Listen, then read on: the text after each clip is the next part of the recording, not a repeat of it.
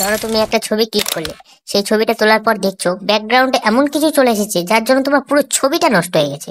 চিন্তা করো না, আজকে এই ভিডিওতে আমি দেখাবো কিভাবে মোবাইল দিয়ে সেই জিনিসগুলো মুছে ফেলতে পারবে, যেন কখনো ছিলই না, একদম ফ্রি এবং নো ওয়াটারমার্ক।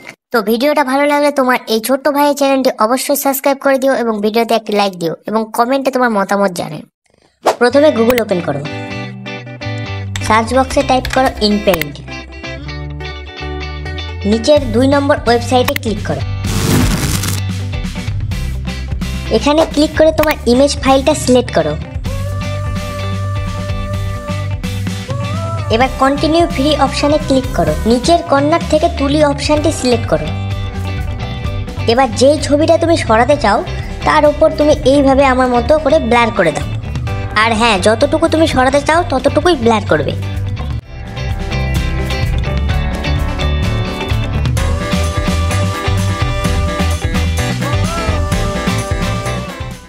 পুরো কাজটা কমপ্লিট হলে নিচে সার্চ বাটনে ক্লিক করো।